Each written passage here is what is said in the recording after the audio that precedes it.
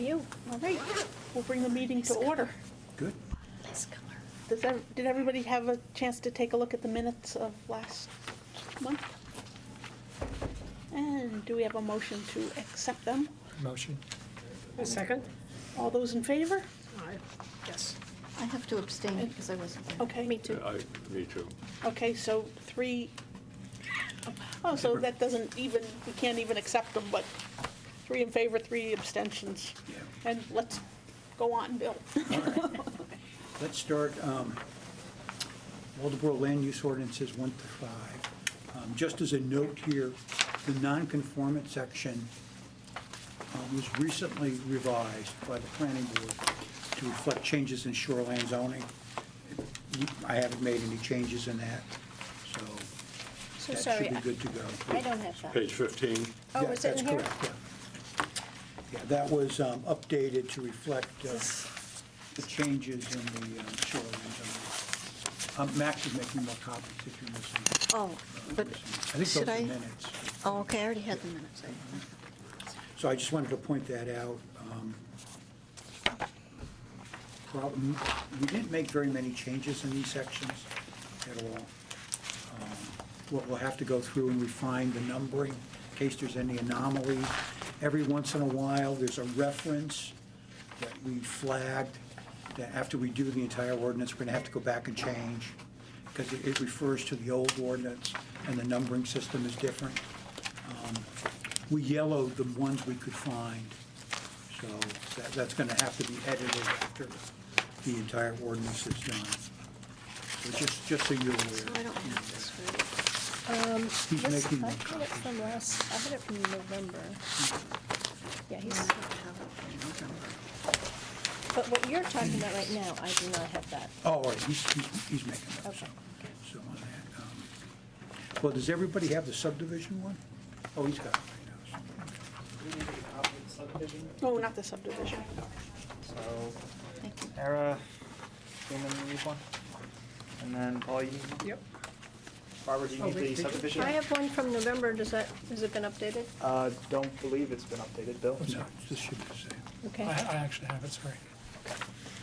But Max, what Bill is looking at now, Articles 1 through 5. Yes, I'm getting those copied right Oh, now. all right, I thought that's what you had. Nope, I just did subdivision, because that was the All right. one article I felt we could just start All right, right now. why don't we start with the subdivision one, because everybody has that. There's some people that don't have the 1 through 5 yet. He's making copies of that. How many need 1 through 5? 1, 2, 3, The 3? 4. I think I need. You've got that right there. 4 needed? 4. I think so, yeah. I don't see it in my Why things don't you here. pass this down, Dan? We have another one here.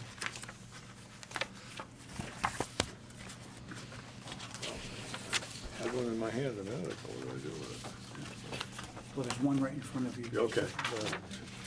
I just want to point out, remember, we separated out the subdivision from the site review because it's a different animal. And I just want to point out on page, there's 2 items I put in here, and these are, we don't have them at all in our ordinance, but it's just something I put in because some of our towns use them. On page 17, it's recreational access standards, and on page 18, agriculture and forest resources. When we come to that, I just wanted to alert you that those are optional. You can take a look at those and see what you would like, but that's not something that we typically, that we don't have in our ordinance right now. Other communities choose to put it in, and you could make that choice if not. And you want to just run through this? I'll do a quick, Sure. the purpose, has a purpose statement, applicability, covers everything under statute, it's defined as a subdivision. The review criteria comes out of state statute. Periodically, we have to, they add one, or so we might have to go back every once in a while and put one in. Administration and general procedures are, just as the name implies, covers a lot of generic things, like who administers it, planning board, how to make a decision, very similar to site review, burden of proof and additional studies, when they're required and who would pay for them. That's on page 4. Rights not vested. What this basically means is when they submit a sketch plan, and until such time as their preliminary plan is accepted as complete, there's no vested rights in that application. So it has to go to that. Say, site inspection says, very much like site review, you may have a site inspection. Waivers, the waiver provision is fairly narrowly confined. Basically, you can waive one or more performance standards based on the, unique circumstances of the site, or if the particular subdivision, doesn't have a particular feature, you can waive those requirements on that. And it does require the applicant to state in his application he's requesting a waiver, and the board considers that right up front. The review process is a 3-tier review, sketch, pre-application, preliminary, and final. The pre-application is a very easy bar. Sketch of the subdivision just gives everybody a heads up on what's going to happen. Planning board gives the applicant a chance to ask questions if they need some information. There may be a question about, which type of, which contour that they should put on the site, things like that. And then the preliminary plan is basically the meat of the review. And then the final plan, and this will vary on the application, the final plan is basically the time for the, any condition that the board put on in the preliminary plan, any additional information they put on, modifications that the applicant made, they would come back with the final plan, and that would be the one that would be signed. And usually at that stage, the board obviously makes a final decision, but they also consider that the changes that were recommended are made. Any condition is, satisfactory to the board, and any notes that the board wanted are on the final plan. So even though we have a 3-step process, the preliminary plan is really where all the hard work is done. So does it say anywhere here, Bill, at what stage the abutters are notified? Is At the it? preliminary, we have we built in a public hearing process, that's on page 6. Okay. So there's actually a 2-step notification process. When the applicant submits the preliminary plan to the planner or the code officer, the town is required to send a first-class notice in the mail to all property abutters. And that letter states, we received the preliminary plan, and you can come in and look at it. And then when we schedule a hearing, that it goes in front of the planning board, then the property abutters would be notified of the public hearing, they can come and make comment, and we put a notice in the paper. The first requirement is in statute.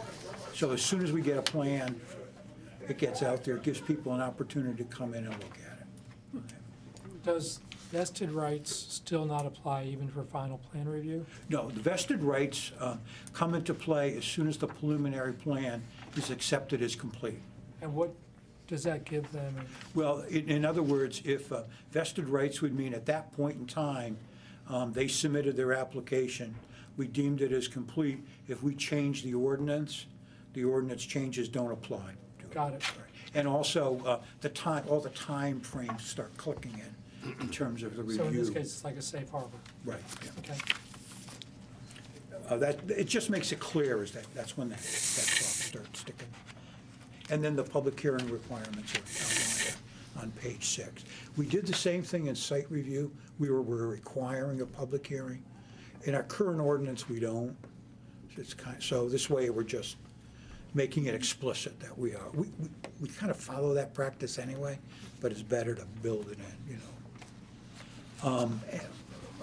It talks about revisions, what process as-built plans.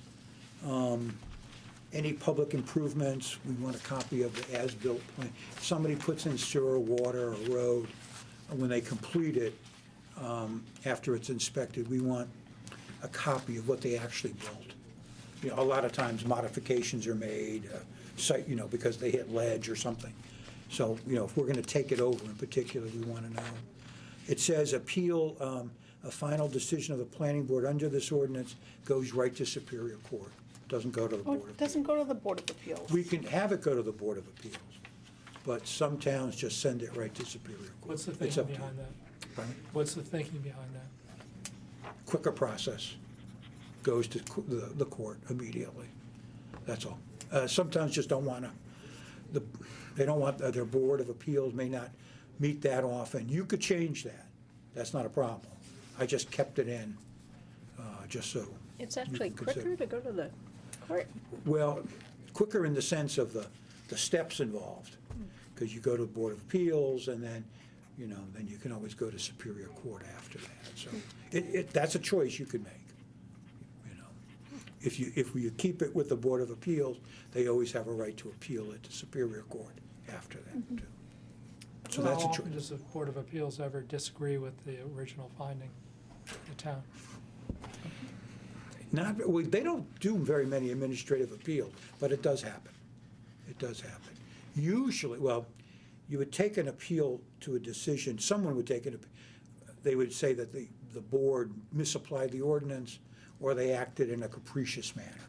In a capricious manner could be something like, they made a decision without an adequate finding, you know, or something like that, or misapplication of the ordinance. Is there That any- doesn't happen too often. Is there any difference in what it ends up costing the town to deal with? Well, anything that goes to Superior Court requires, you know, the municipal attorney. You had to handle that. And the Board of Appeals, typically, if someone goes to the board, the town's gonna have their attorney there anyway, too. So, This would be an appeals from the planning board as opposed from the, So the minute something goes, yeah, that's right. In this particular case, because this is just handled by the planning board, deals with the subdivision. Right. So it'd be an appeal of a decision of the planning board. I mean, yeah, but I mean, if the code enforcement officer on a matter where he has jurisdiction, just says, you know, what you're proposing to do is, and the owner appeals to the Board of Appeals. That's correct, yeah. There's no municipal attorney there, in my experience. that would It would be after. depend on the issue. It would depend on it would really depend on the issue. On that. No, typically they're minor issues, Yeah. you know, minor issues. In a subdivision, and some towns do this because their experience has been, you know, if someone's appealing a subdivision issue, not necessarily always true, but it could be a more major issue. And they just don't want the town to handle. But that's your choice. So we can come back to that. That's not I would think we'd want to keep it local. I as would, long- I would think with subdivision, just send it on, because like you said, they're usually pretty major issues, and there's big money involved, usually in those with the, if you That's the use the thinking of some of the local- towns that do it this way. If you just have something with the code officer, then you send it to the Board of Appeals, because like you said, those are pretty minor. Yeah. Well, not always minor, but But a subdivision could be 4 lots, which isn't a big, you know, it's not like big guys. The scale varies, yeah, could Yeah. vary, yeah. Could be small, could be large. But typically, that's the thinking of towns when they do this. It's really up to you. It's really, I don't think, I can't remember in recent memory when the Board of Appeals took an appeal of a subdivision in Waldeboro at least. In Waldeboro, the Board of Appeals hasn't met quite that often. I Yeah. think the only time, other than, I've been on 2 years, and there've been two matters. Two times, yeah. but one of them was just actually repeating 2 variances that Well, no, were but there proven were actually 2 matters, we had to re-meet. because- And that's what I meant. Yeah. But I mean, other than that one, I don't think the Board of Appeals has met since 2000. No, we heard 2 12? cases in one night, actually. Yeah, you did have. Place way down Friendship Street, Yes, I know. Garage. Road, and the one right here on the corner. Yeah, but I mean, besides those two, Board of Appeals No, doesn't, you know, yeah. yeah, other than those two for two different meetings. Right. That was it. Yeah, I mean, all different, the courts like the local boards to, be involved first, with the hope that it gets solved at that level and never gets to Superior Court. So, that's something that, well, when you say the courts like, they don't like zoning issues at all. well, I mean, But- but the court, if our ordinances are structured so that a matter from the planning board automatically goes to the court Doesn't have any, Yeah, can't refuse to take jurisdiction. That's true. But how do you feel about being bypassed, your board? We don't want to slight the Board of Appeals at all. No, I mean, but it's just, you're basically rehashing the whole, thing that the planning board heard. And, suppose we might come to a different conclusion, but, probably not likely. But not everything not everyone that goes to the Board of Appeals has been to the planning board first, right? Sometimes they go directly to the Board of Appeals. For a variance, Yeah. if there's a variance, Oh, they have to okay. go to their first. I would think that if a subdivision is going to the Board of Appeals, it's going to be something along the lines of, I think they had one in Owl's Head where there was a trespassing, there was a public way. It was a pretty complicated thing, not something that was easily negotiated The in only the thing I meetings. recall out of Owl's Head was the passageway. Yeah, that's what I was thinking. I That didn't- may or may not have been, easement by prescription. Yeah, which, I Which mean, is, that's a totally different issue. but that's the type of thing that I would think would go Yeah. before I would think that, maybe I'm wrong, but I would think that in a subdivision where the neighbors have the opportunity to come and talk, things are gonna get Well, let's look at it this way. discussed. So let's say there's a proposed subdivision before the planning board, and the planning board takes action on it favorably, and the abutters Disagree. are upset and want to get that overturned. And, if they don't get their way at the Board of Appeals, then they're going to go to court anyhow, so. And if they do get their way and it's overturned, the other Right, people are yeah, gonna go to exact- court. Exactly. So, it seems to me it makes sense to take it right away to the place where it can be definitively, Well, We'll and keep it for now, and then we Right. could come back to, we can just flag that as none of that. Public joint meetings, statute requires us, if there's a subdivision across municipal boundaries, we have to follow certain provisions in statute for that. We have some requirements for performance guarantees, which are pretty I have a standard. question on joint meetings. Is it a statutory requirement, a state statute, that every municipality has to have a planning board? Actually, Other than territory. Or more to the they point, have to have a zoning board of appeals. And so the question to that is no. But someone has to act to do the duties of a planning board.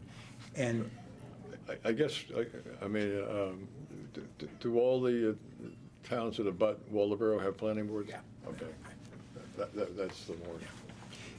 when planning boards weren't common, the Board of Selectmen took on that role, or the Board of Appeals did. They acted as Right. more as a planning board. And that's probably addressed in the state statute anyway, so. Yeah. Performance guarantees, in the subdivision, we require them for all public improvements, and we define public improvements. I mean, typically, that's the obvious ones that are, things that are gonna be accepted by the town, but they also include some other items like any kind of road or anything like that. Inspection requirements, this just lays out who inspects what.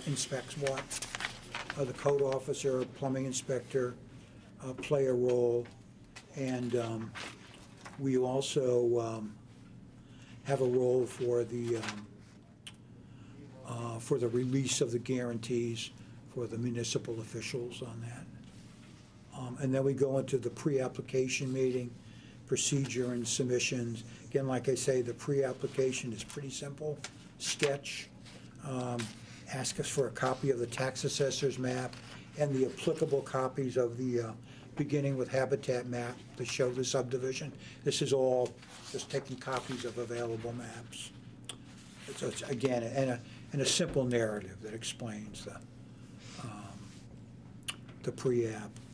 And then the preliminary plan, this, Could I ask a question? Sure. This is 12/3/14/3. yeah,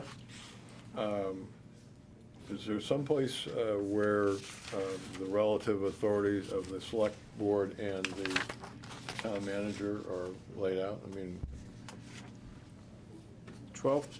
12/3/14/3, you said? yeah, I mean, it says here that, it Yeah. says shall consult, selectmen and the town manager shall decide. So what if the town manager and the selectmen are not in agreement? they have to hash it out. We just don't, the solution for that is just specify the town manager on that. Well, Because I'm they're just- looking for the amount of the, I'm just saying,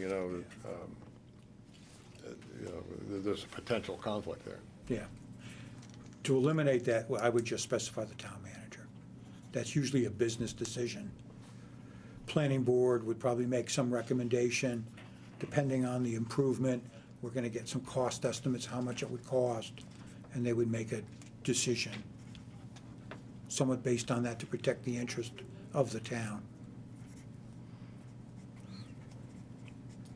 So we're getting rid of select board from that? Or should it That would say- eliminate that Should conflict. it say and/or in case the town manager is, Out and we Out. have an interim one instead? I mean, realistically, it's easier for the town manager to quickly make the decision than Yes. going to the select board. okay. Because this is really a, again, it's you look at the cost and then you determine what you need to cover that in case you have to exercise the guarantee. Okay.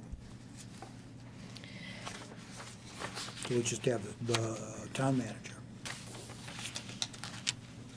Let's make sure.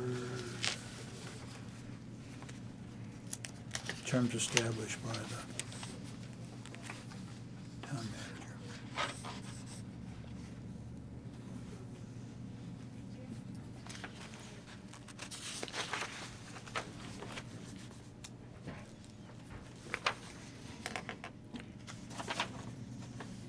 And again, the next paragraph has the same issue. Yeah, we'll Same clean thing. that up for the same, all the way through, yeah. Yeah, okay. Yeah, I was just crossing them out now. So,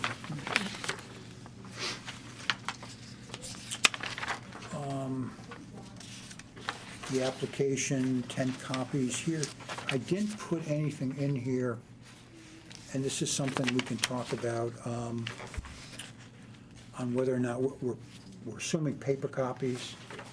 We could decide, we could ask for PDF documents distributed to the board via email, and then have X amount of paper, Okay, full-size you're- paper. So you're over here on page 9 now. Page 9, 12.5.1.2. 12.4.3. Yep.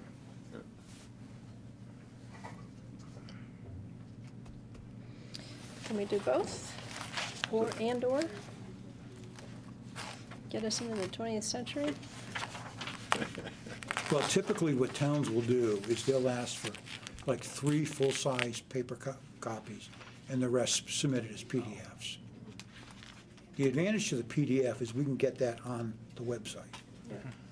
And if it's a PDF map, you could, there's a button there, you can choose to expand the map. Of course, you're limited to what your screen to move it around, and that's why the paper copies are nice, to get a full view of them. it just saves everybody a lot of paper.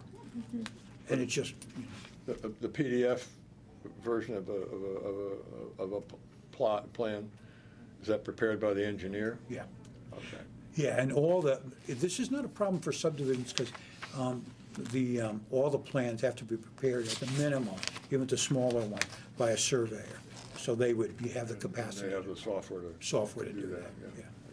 yeah. But the question we have to ask, and Max weigh in on this, Sarah, Barbara too, for the planning board, are we gonna have, I know in some towns we have issues where we send these out via email, people get them on tablets and their computers, and some tablets won't open, because it's a lot of data. So and that does present a problem sometimes.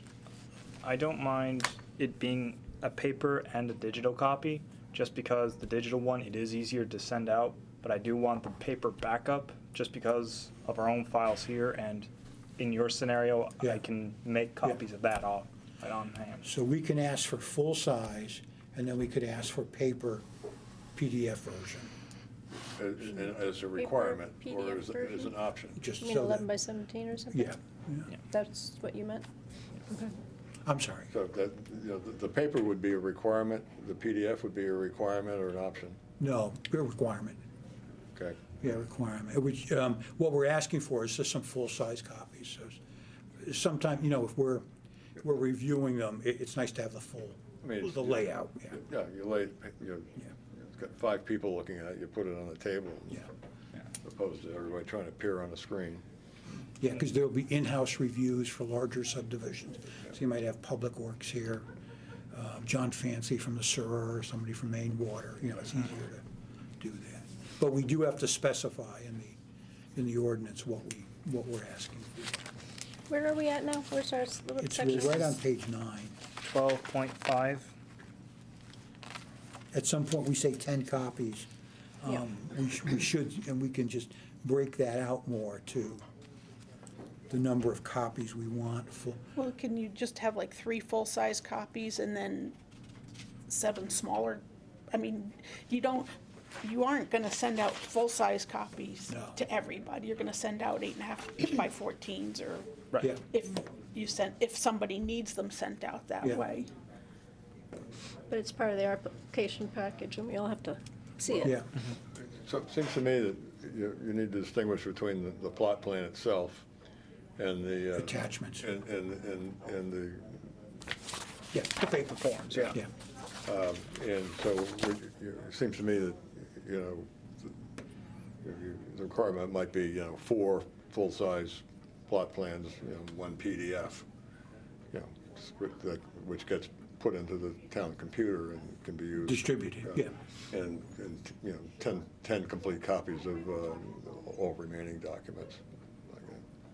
But that means you're making all the copies for all the planning board members to go in the packages, rather than the applicant usually comes in with all Producing 10 Yeah. copies of everything? Usually the options I give are they can either give me the paper copies themselves, or I charge them a quarter per page, which is what we have here in the town office. Which is cheap. But it's also your time, Yeah, or somebody's right. time. That's what I mean, it's cheap. What works in other towns, the PDF works fine. In fact, You're everybody. saying sending a digital version when you say Sending PDF. digital yeah. versions, yeah. Well, I Yeah. mean, and all the paperwork could also, that can be PDF as well. Oh, yeah, so, yeah. Yeah, usually when you will get it from the engineer, you'll come via email, and it'll be broken out into sections, and then that gets, But when we've asked everybody at the planning board, everybody still wants to see the application on paper Yep. right And now. well, then That's this why. is just more of what the planning board does, because I can send out the digital copies, and it's like the minutes. You either print it off yourselves, or you can ask me to print it off for you ahead of time, and I'll have it ready at the meeting. Okay. well, and here's another way of doing it too, and that is, get the PDF, and we would distribute to the planning board reduced copies of everything. And then the full-size copies would be here. So you wouldn't get, 24 by 36 plot plan Right. in the mail, but it would come at a reduced version. Well, and the other thing is, at least with the forms, the other thing I see is that I may not have to send out the forms in the mail, but if there is a map or a very unique item that can't be printed off, I can still send those off. Yeah, But if someone's, I mean, we're just talking about subdivisions right now. right, just subdivision, yeah. So I guess that's something I'll wait more for the regular site plan reviews.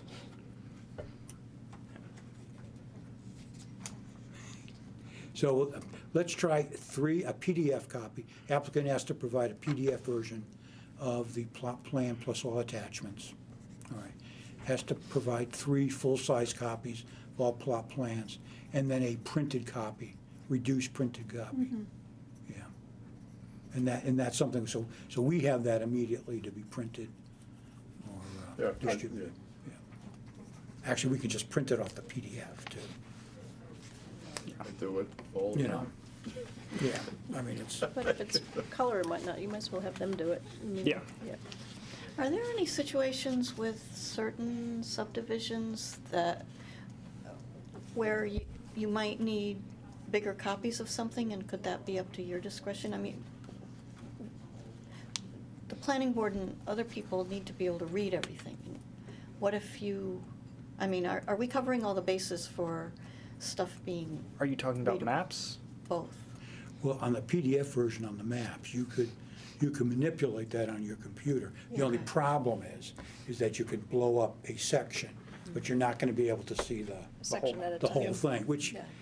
can be kind of frustrating sometimes. if you- Well, let me ask you, a question, because I haven't done any of this kind of work for years, and never in Maine. So you have, someone applies for a subdivision, plan, and it's approved. And then that plan gets recorded at the Registry of Deeds. And is there a dimensional requirement or limitation? Yeah, that just changed in statute. It's paper copies. We used to require Mylars, and now it's a paper copy, 2 paper copies. Right, Max? But they have to be filed in paper and not PDF? Yep. Because they fold and they also digitize it also. So it seems to me that, without, with respect to your concerns about, Seeing it. the area covered, Yeah. that you're not gonna wanna produce a paper copy larger than what is acceptable to be recorded. 24 by 36 is the maximum size, yeah. And at larger subdivisions, you'll have multiple, they'll full with they'll do an overview plan of everything, and then they'll have multiple copies to break out, that plan. That's for larger, so you might have, that's when it gets, that'd be nice if Waldeboro dealt with that, but I don't think we would. So these are submissions for for all the? No, this just for the preliminary. Okay. Remember, the pre-app is just a couple of pieces of paper. Right, so- Sketch and, So it'll be preliminary and final will be Yeah. the same numbers? yeah, we'll look at the final in a minute, because again, The pre-app, it can just be a sketch plan. Yep. Right. for the pre-app, yeah, Yeah. yeah, absolutely, yeah. It's the most basic bare bones thing, really. Yeah, yeah. And then the submissions are just the things that they need to put in. Most of this is pretty boilerplate for the most part. There's nothing in here that's exotic, or not all of these items may apply. It depends on the subdivision. Like if it's a small 4-lot, there's no roads or something like that. And most of these key into the review criteria in some manner, shape, or form. And then the final plan review, This is the bottom of page 12. bottom of page 12, and on page 13 to the top, we have to revise that because we want an electronic copy and 3 paper copies. What's a stable base transparency? That would be like Mylar. Okay, We're eliminating that. you're eliminating that, okay. Even electronic copy sounds a little old-fashioned. Yeah, I know. I know. What do you mean, Bill? Morse code? Actually, some towns will give them the requirements for, if they have a GIS system or something. We're not that sophisticated, so it'll be a PDF that we can file, so. or we have some interactive capacity to take that map and integrate it into our mapping system on that, so. So I have a question on notification of the adjacent property owners. You only require first-class notification. Yes, we don't do, just we send it out, though. Right, so I'm only, because I go towards the worst-case situation all the time. What happens when somebody, the neighbor says, I didn't get notified, and I hate this, and I'm appealing this? Well, I mean, can you just send it out, not certified receipt, but at least certified mail, so you know that you sent it out? we keep a list, we make the list, and we, sign that those are the first class. We could, when you go to the post office, you can get a receipt that indicates you sent out. Oh, okay. Yeah, Okay. and that would cover it. Yeah, they don't have any grounds to appeal. Okay, I just, Because that's why it goes in the newspaper twice. yep. It's like, But what if somebody's away for a month? I mean, how do you have any control over that? you don't. We don't. We yeah. don't. We don't. So when you go away, you have to leave an attorney in fact behind it. Look out for your- Who sits on your doorstep and waits for you to come back? Well, and the notices also, We could write that right in the ordinance Oh, if you. You just have to notify Max that you're Should I leaving. put your name and address in? yep, everyone who's leaving Waldeboro needs to call me and say, hey, is anything happening? Well, what if you emailed people? Well, then you don't know their email address. Yeah, we Yeah. don't have email The- address. Well, I mean, there are people who own residences in town who are only here half the year. I know, Yeah, not even that sometimes. And, they do that at their own peril, I think. Although, they I think make a lot of them get arrangements. it forwarded. Yeah. yeah. Yeah. forwarded, yeah. Well, don't forget, we have that, when we first get the preliminary plan, we send out a letter. And then they get a second notice for the Yeah. public hearing at the meeting. Yeah. And that could be 30 days apart, it could be 2 weeks apart, depending on how it goes through. But so we do get it covered, No, that will happen, though. We always get people that claim, even when we send certified, you pull it out and say, well, is that your name right there? Right, well, and that's happened, and that's why I Yeah. brought that up. So how many subdivisions in town right now still have unsold lots? Do we know? Yeah, I mean, the place behind off Atlantic Avenue. we did an there. inventory for the plan. And we kind of came roughly to the conclusion that, for the most part, the inventory was pretty low. That on many of these lots, subdivision, the lots that were unsold were probably not going to be sold, Because they're not They're that not choice attractive. lots, yeah. The inventory is low. We haven't had any new for quite some time. Okay. Well, there's that new one that just, Right, for the amendment, there were 3, and, that's about all you've done for, yep.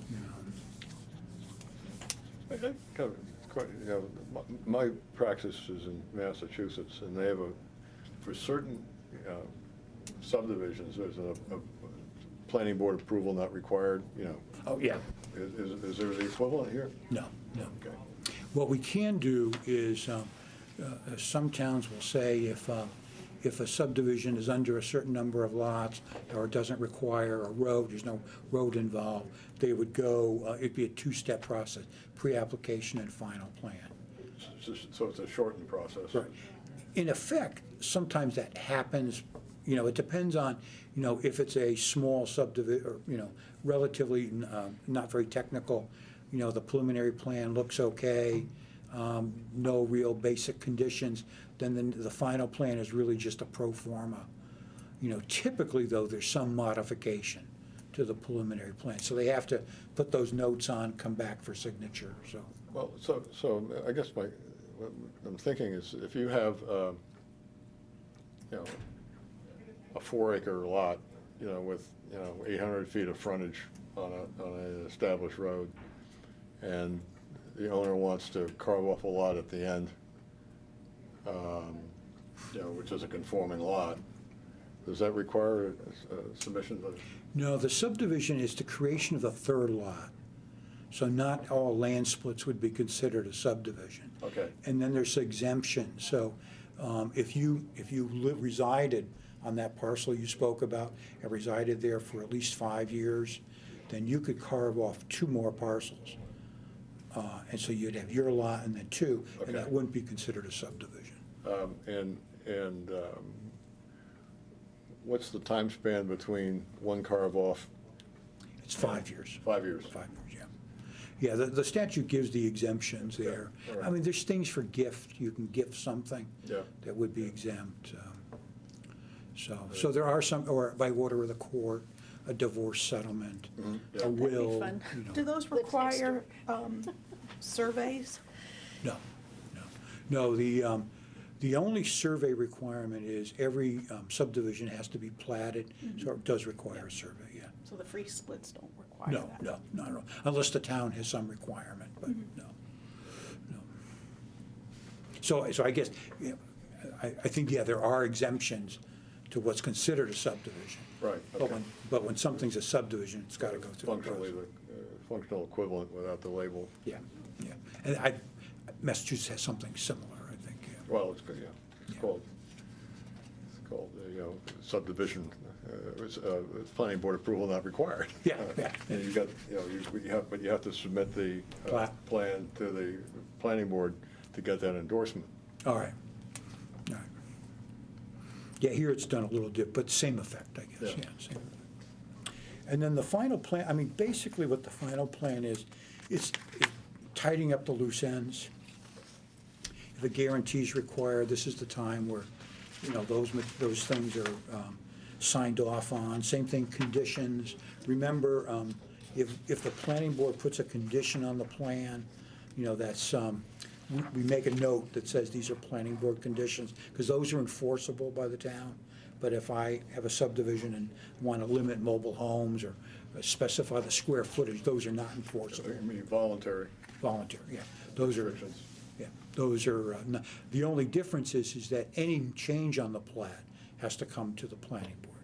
So, Change such as, well, if. What happened on Wednesday? Yeah, even if there's a note on the plan that the applicant put on about, having, landscaping in the front that's not an ordinance requirement, if he or she wants to remove that, he just can't remove it. They have to come back to the board to say, I'm gonna revise this plat and remove that.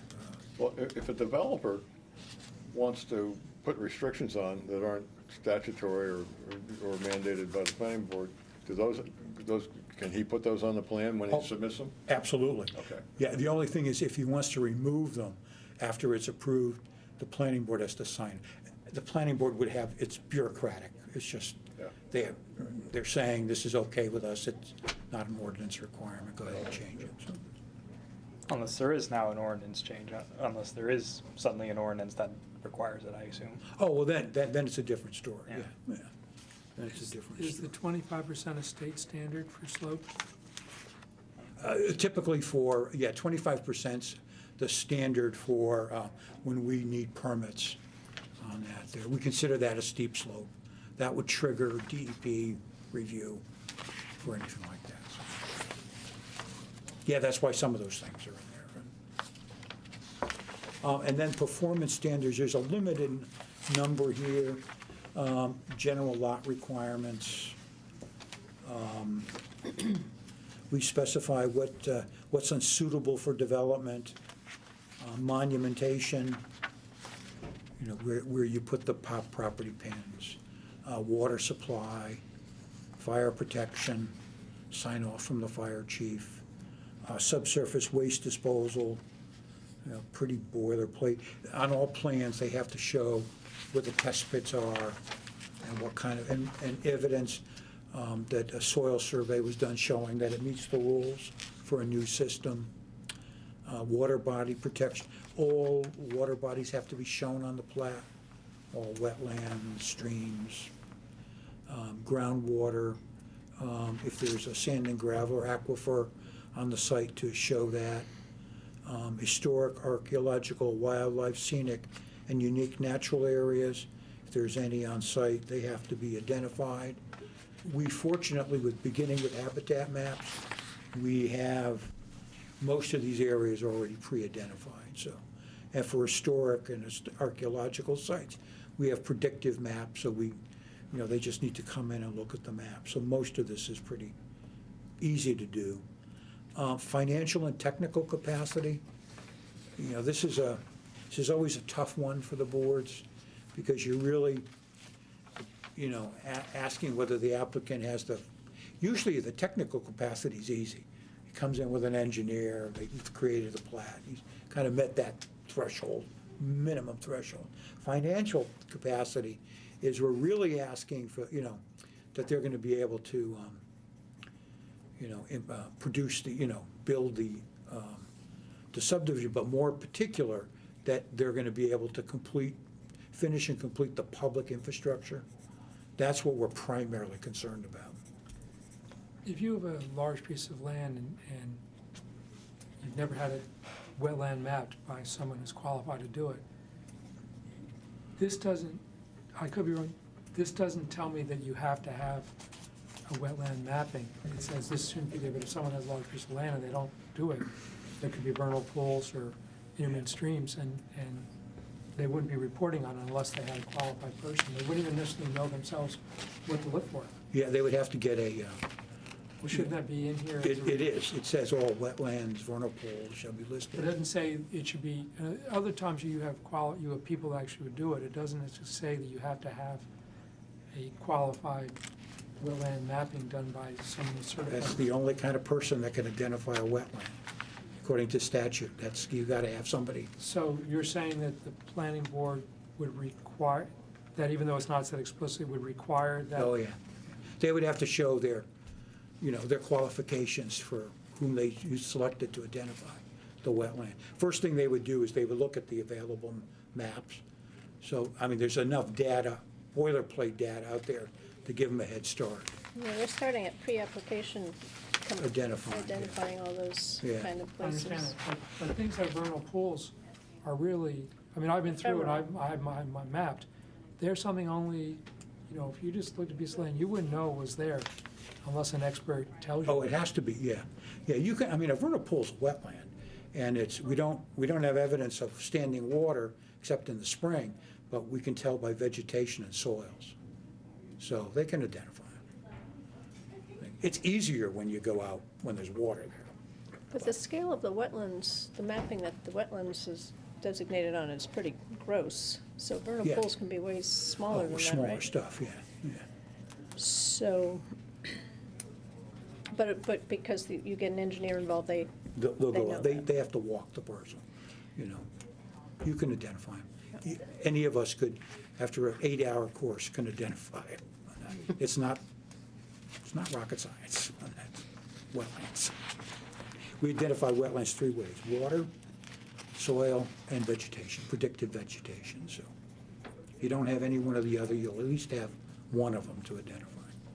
but every time a lot gets divided with a house with 2 other lots, that doesn't occur. So there's a lot of times land changes Oh, yeah, and yeah. it never gets recorded, Yeah, right? yeah, if it's not required for the only thing that's, the only thing that, you have to follow state statute in terms of, what's the word, disturbing a wetland. And there's 3 permits that you need from DEP, which triggers that. And it's the distance or the land area that you disturb, so that everybody's bound by that. When you talked about the financial and capacity, won't the performance bond, Well, that's where, that kind of is, and that's really our concern, is that if someone gets approval for a subdivision and it never gets built, fine, it sits there. But our real concern is that It's when they partially. start it, they have the money to at least finish the improvements. Because that's where we've had problems. We've always had, problems in the past, is a road gets half-built and 4 or 5 houses on there, So we want to make sure that, how difficult is it to force a performance bond to pay? difficult. That's what I thought. Yeah, difficult. The only ones that I like are, personally, is that no permits until the improvements are in place, or, and that's usually like a phase plan. Yep. So the developer doesn't have to put up any money. On the backside, and the problem with that for the developer is that If they don't have the funds to put all the roads in, which is the most cost-effective, just as a sample, if they do it in piecemeal, that gets expensive. You know, because you have to deploy equipment, and so it's more, you know. The only other way is, and this, towns have done this, where they deed over a couple of lots to the town. So, and then that would get released Oh, I see. after the improvement. So technically, the town would have some lots. They could sell them if they don't exercise. We ran into that in the 80s and the 90s. Every decade we do that. at some point. So the financial criteria here, if a proposal is for a phase development, Yeah. is that repeated for each phase? Yes, yeah, absolutely. So if they have 3 phases, you know, if the guarantee is that they build to the, they put the improvements in to service the phase, they do that first, then they get their permits and go there. Second phase, same thing. They would And extend. the planning board would have that latitude under this Yeah. verbiage. Yeah, and that's something usually, that's a negotiation we typically get involved in early with the developer, starting to get them to think, you know, if they are gonna put in improvements, how they're gonna do this kind of guarantee. And how does the financial capacity get determined? Well, I mean, it's a decision of the planning board. We're gonna ask the applicant to provide us evidence that, Well, it specifies, Yeah. Financial institutions. This was So the, that's basically passing the judgment off to that institution. that's right, yeah. when But- when they had the meeting for the, you know, the school, the guy that wanted to do the school, that was really the biggest concern of all the people in the audience. You Yeah. know, because of the presentation, so Yeah. everybody was really concerned about that. But like I said before, the practical matter is that they can get bonds, they can get, they can get guarantees that can put that together, Yeah. you know, for the development on that there. That's what primarily what we're looking for. Because sometimes the letters are, you know, your brother-in-law's the banker, and, you know, and I'm Intentionally vague. intentionally vague. Mexican yeah. bank, right. So it's 6:30, I just Yeah. want to point that out, so Right. we can just blaze through this very quickly. Yeah, now recreational standards and the agriculture enforced are options. Some towns like the recreational access standards because their comp plans in particular specify that for new subdivisions, they provide some sort of recreational asset, considering that they're residential, for the needs of their members. And in this model here, you know, gives you a couple of options. It has a couple of things like trails or playground, any combination. And then the last one is a payment into the Waldeboro Recreational Development Fund, and that's subject to actually having one established on that. It's subject to the and that way, it, you know, depending on what, usually developers will choose something that highlights their market. If there's a trail system on the site, they'll say, all right, we're gonna allow that, or I'm gonna, you know, if I'm gonna attract families, I think I'll put a playground in or something like that, or, so this isn't too onerous, but it really depends on the town and what process, or what priorities they have. You know, if one of the purposes of this new structure is, you know, to encourage developers to come in and build residential housing. If their relative land values are probably lower in Waldeboro than elsewhere right now. You know, the question would be whether the additional costs of these are proportionate to the potential profit on the vis-a-vis what they can be, what the target market value is. Yeah. Oh, yeah, it's an extra cost, absolutely. I think, you know, it'd be nice to have every little, you know, 8-house subdivision have its own recreational thing, but, you know, maybe that's not practical. Yeah. Well, that's why I said it's an option. We can choose it. It's not in our plan, our comp plan, so, but this is something that a lot of towns choose some variation of this, but we don't have to do it. I mean- It's purely optional. This is not Camden. No, no, no.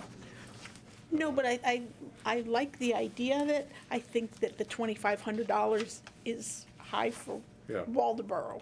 I mean, a building lot goes for how much here? 20, Yeah. well, 25,000 in North Waldeboro, probably. Yeah. Probably less for a larger parcel of land. Yeah, so maybe